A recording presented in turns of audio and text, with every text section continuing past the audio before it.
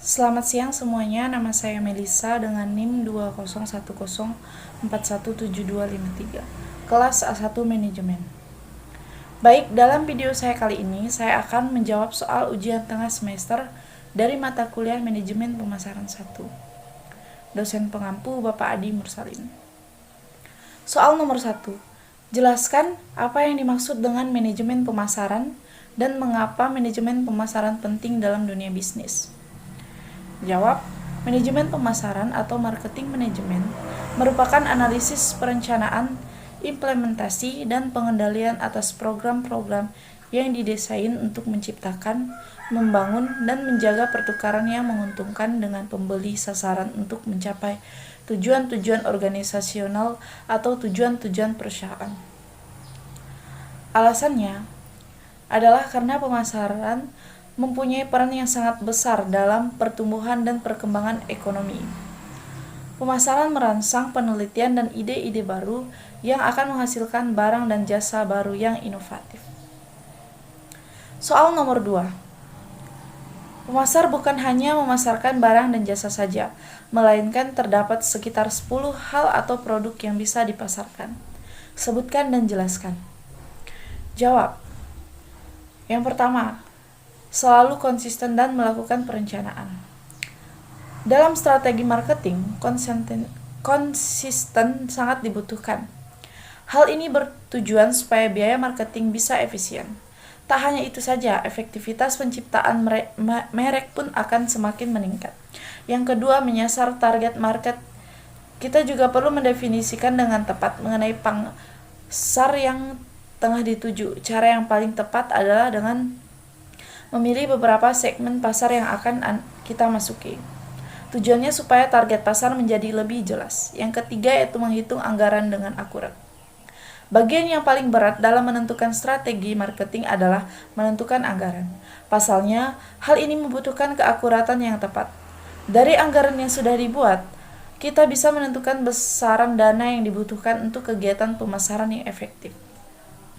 Yang keempat yaitu menentukan marketing mix. Marketing mix merupakan harga, produk, dan juga tempat promosi. Sebagai seorang pengusaha, produk dan jasa harus diputuskan secara spesifik, serta harus ditentukan pula di mana dan bagaimana kita dapat mendistribusikan produk. Yang kelima yaitu menggunakan website untuk memasarkan produk.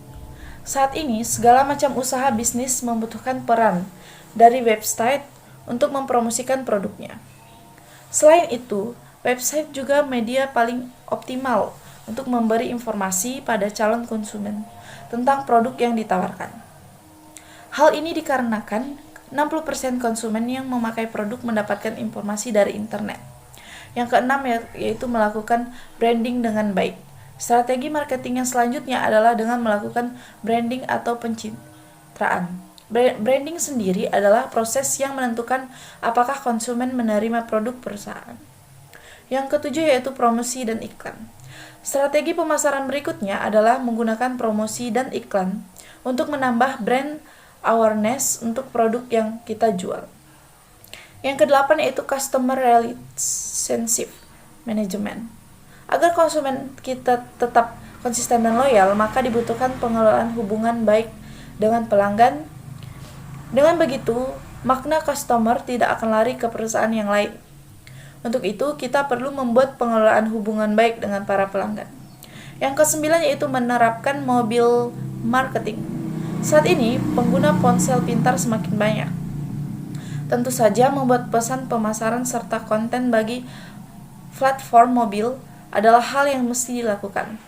Penyebabnya adalah semakin banyak konsumen yang ingin melihat konten, membeli produk memakai smartphone, serta menerima email pemasaran. Yang ke-10 yaitu email marketing.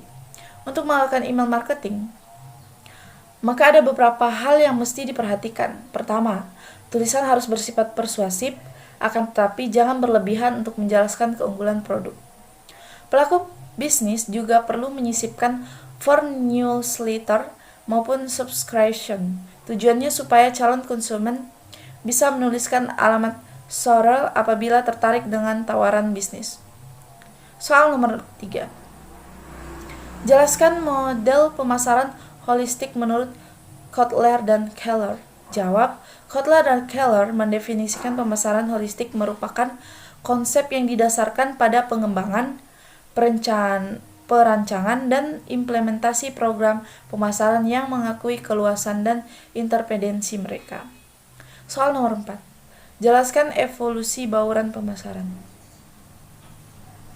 Jawab, marketing mix atau yang dalam bahasa Indonesia dikenal dengan bauran pemasaran menjadi pondasi besar dasar suatu bisnis. Marketing mix dapat didefinisikan sebagai suatu strategi pemasaran yang menggabungkan beberapa elemen di dalamnya secara terpadu demi mencapai sebuah tujuan marketing pasar yang telah ditargetkan. Soal nomor 5. Sebutkan dan jelaskan langkah-langkah dalam melakukan analisis value. Jawab, analisis SWOT atau SWOT adalah alat yang sangat sederhana namun sangat membantu untuk mengembangkan strategi bisnis. Analisis SWOT mengatur kekuatan, kelemahan, peluang, dan ancaman utama. Kekuatan dan kelemahan adalah berasal dari internal perusahaan. Hal-hal yang dapat dikontrol dan dapat berubah. Contoh, termasuk siapa yang ada di tim kita, paten dan properti intelektual kita, dan lokasi kita. Yang kedua, peluang dan ancaman adalah hal eksternal yang mempengaruhi bisnis atau hal-hal yang terjadi di luar perusahaan pada pasar yang lebih besar.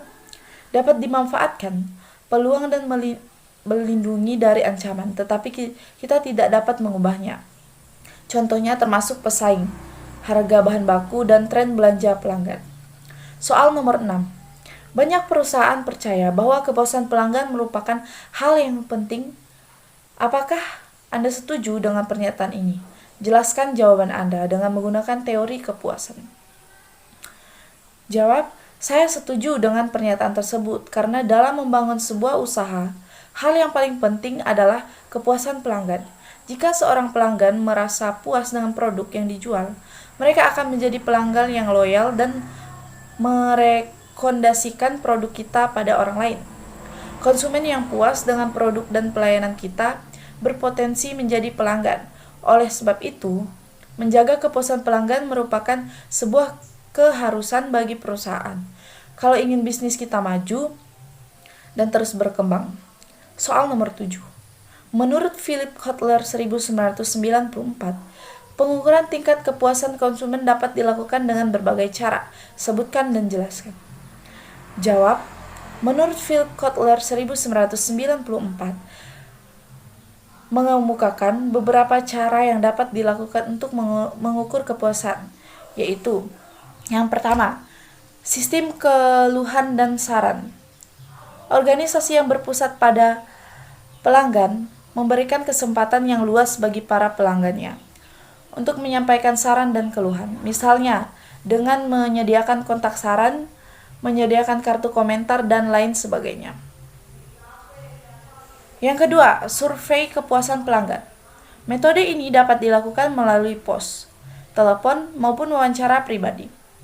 Melalui survei, perusahaan akan memperoleh tanggapan dan umpan balik secara langsung dari pelanggan dan sekaligus juga memberikan tanda atau sinyal positif bahwa perusahaan menaruh perhatian terhadap para pelanggannya. Yang ketiga yaitu ghost shopping method.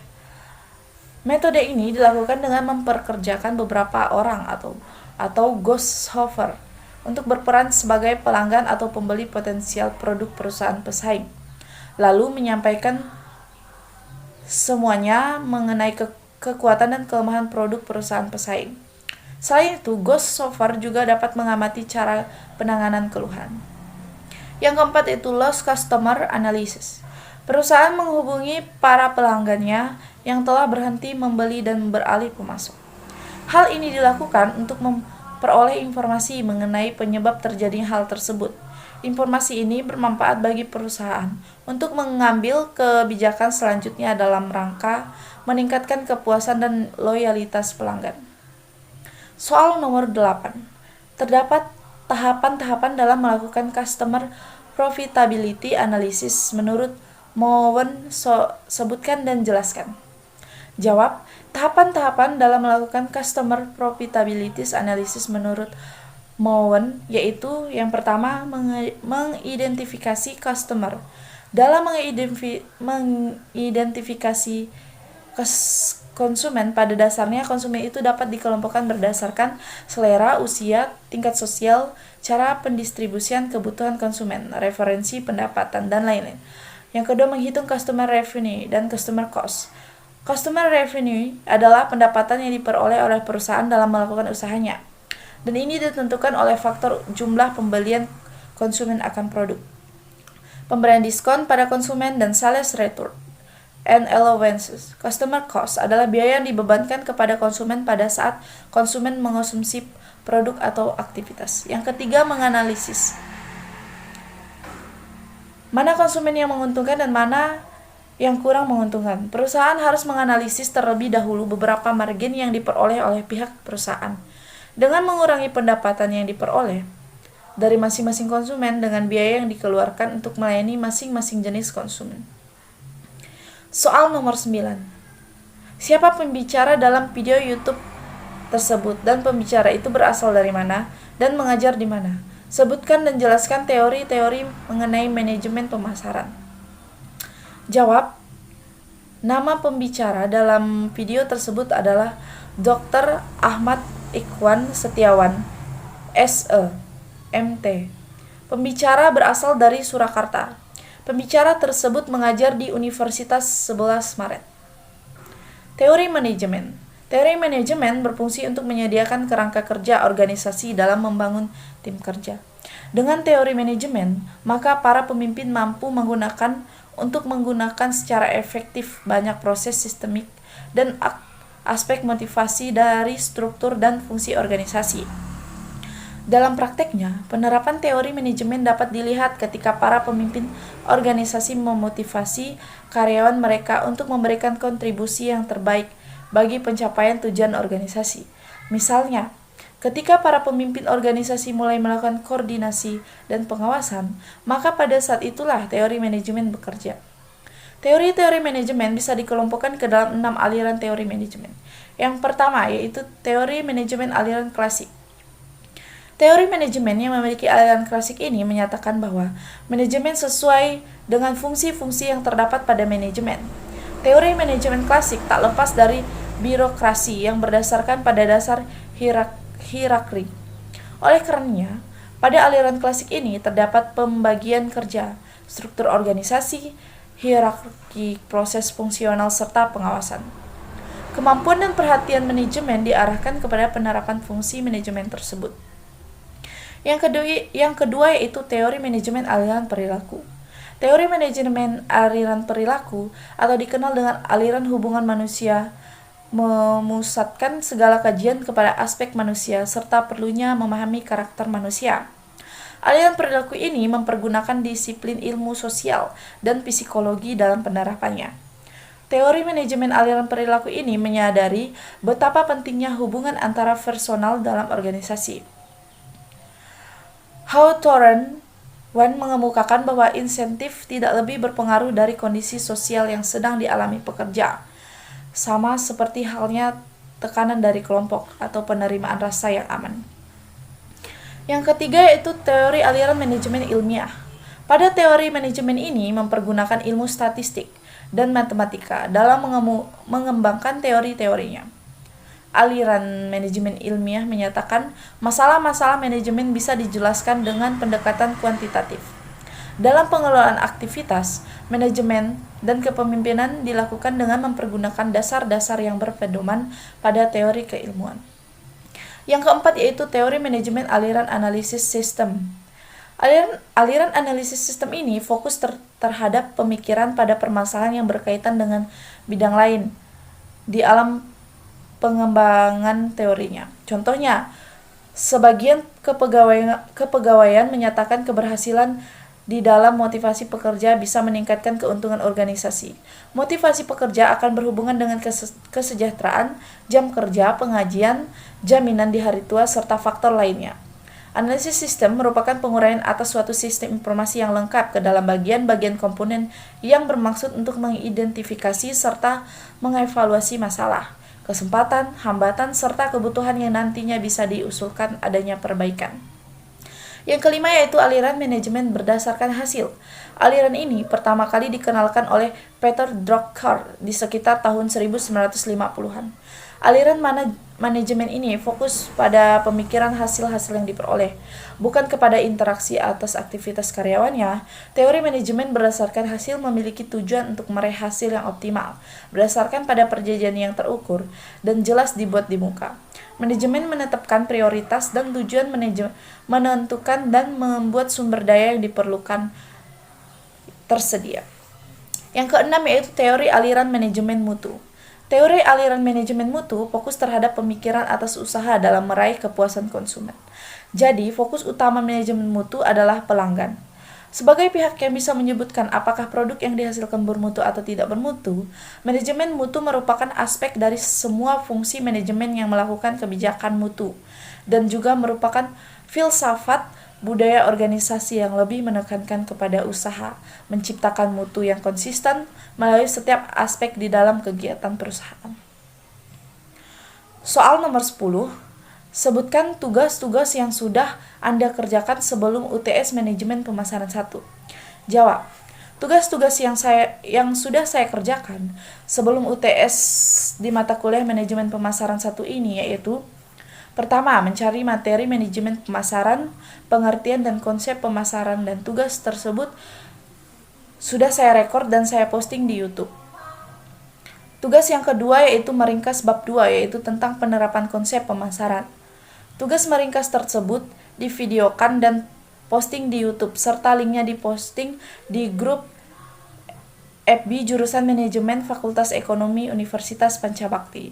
Tugas yang ketiga yaitu yang sudah saya kerjakan, meringkas bab 2 di buku Manajemen Pemasaran tentang penerapan konsep pemasaran lagi, dan memberi komentar pembuka, salam, sebutkan nama, tujuan masuk Zoom dan materi apa yang akan dipelajari, serta menjelaskan kesimpulan dari bab 2, dan memberi komentar penutup serta menjelaskan manfaat apa yang diperoleh dari belajar bab 2. Tugas tersebut dijelaskan di pertemuan Zoom bersama dosen serta mahasiswa kelas A1. Tugas yang keempat yaitu meringkas materi bab 3 tentang menganalisis pasar konsumen, dan video direkord serta diposting di YouTube dan linknya diposting di grup Facebook jurusan Manajemen Fakultas Ekonomi UPB.